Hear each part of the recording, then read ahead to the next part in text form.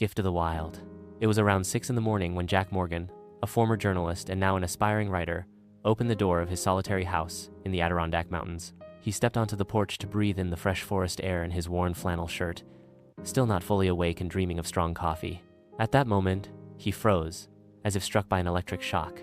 Just a few steps away from him stood a huge black bear, whose presence seemed to fill all the space around. The beast showed no aggression, it just stood there, breathing heavily, with a trembling body and matted, partially wet fur. What struck Jack most were the predator's eyes, dark, moist, almost human eyes from which tears were flowing. He had never in his life seen a wild animal cry, and the sight pierced him to the very heart. Only then did the man notice that the animal was holding a small, lifeless body of a bear cub in its mouth. In that moment, he realized that before him was not a male bear, but a femalia mother with a dying cub. Jack wanted to slam the door and reach for the old rifle, but something in the predator's behavior stopped him. Before him stood not a threat, but a mother on the threshold of tragedy. Jack's heart was pounding wildly as he slowly backed away. To his amazement, the bear took several careful steps after him, before very gently placing her cub on the wooden floor of the porch. Then she backed away, sat on her hind legs, and stared at the human, as if expecting something. Against all instincts of self-preservation, Jack knelt before the motionless cub. When he was almost certain that it was dead, the little creature's chest barely perceptibly trembled. "I'll try, okay? I'll try to help him," he suddenly said, addressing the mother bear. The animal didn't move from her spot, as if understanding every word. Jack carefully wrapped the trembling cub in his flannel shirt and slowly retreated into the house, expecting growling or an attack at any moment. But the bear simply continued to sit silently. Once inside, he placed the cub on the couch and frantically began to gather everything that might help: towels, a heating pad, bottles of water. The mother bear remained waiting, settling at the edge of his property, watching the house all day.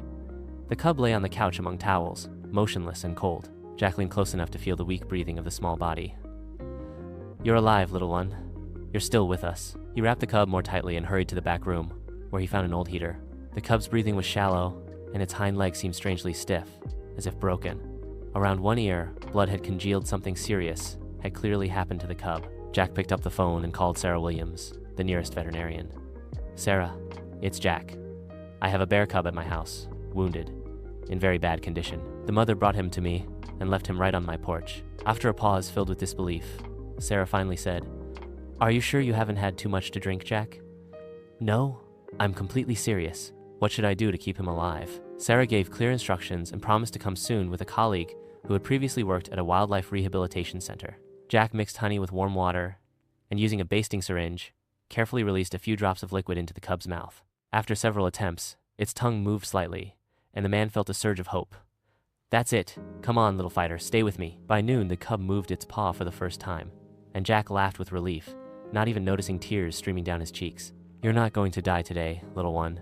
I won't let you," he muttered, though inside he was panicking, realizing that he was just a writer trying to save a wild animal. He noticed that the wound on the paw looked like a bite mark, swollen, red, infected. Jack treated it with hydrogen peroxide. The cub flinched, which meant its nervous system was functioning. As evening approached, a small miracle occurred. The cub opened one eye and looked straight at Jack. In that gaze, there was neither wildness nor fear, only awareness. When Sarah and Amy, the wildlife specialist, arrived, the sun was already setting. "My God, you weren't joking," Sarah exhaled upon seeing the cub, while Amy immediately got to work. "This is a bite from an adult male," she said after examination.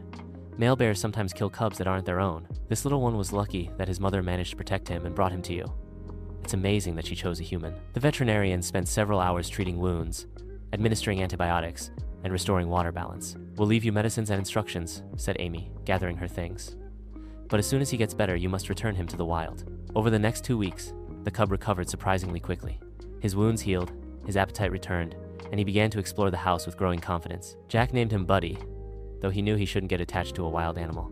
The mother bear continued to come every day, sometimes approaching the house, but more often keeping her distance, always alert, always watching. One day, when Buddy was already moving confidently around the house, Deputy Sheriff Emily Cooper unexpectedly visited Jack. "Jack, I've heard rumors that you're keeping a bear cub. The Wildlife Service already knows and is planning to come in 3 days to take him away." That night, Jack couldn't sleep. He understood that he couldn't keep the cub forever, couldn't deprive him of the chance to be what he was born to be, free bear in the forests. And at the same time, the thought of parting caused almost physical pain. In the morning, he made a decision. He carefully placed Buddy in a spacious container, put in his favorite toy and some food. Then he got into his truck and headed deep into the forest, to where the mother bear's den might be. Reaching a clearing surrounded by dense fir trees, Jack stopped.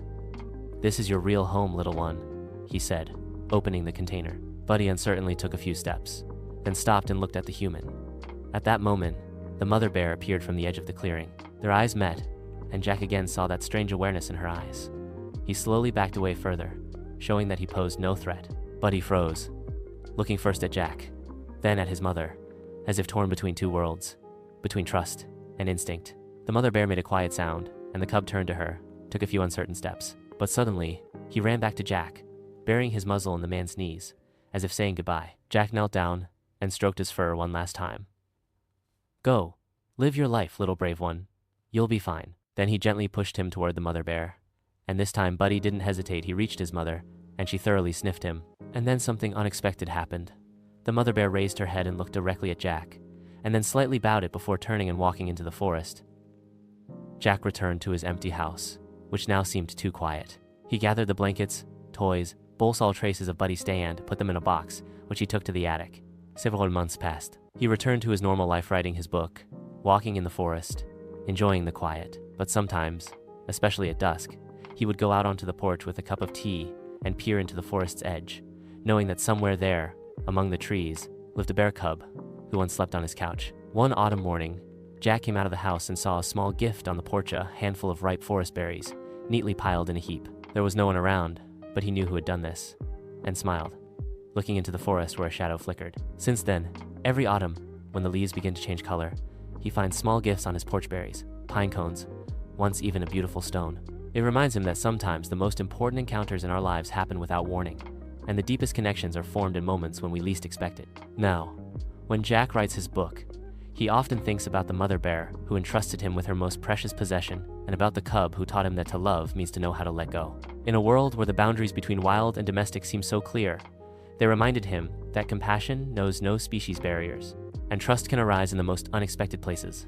And when visitors ask him about the unusual wooden bear figurine he keeps on his shelf, Jack smiles and says it's just a souvenir from the Adirondacks. But for him, it's something more, a reminder of several weeks when his home became a refuge for a wild creature, and he himself briefly became the guardian of someone else's life before returning it to its rightful owner, the boundless forest, and the mother who never stopped waiting.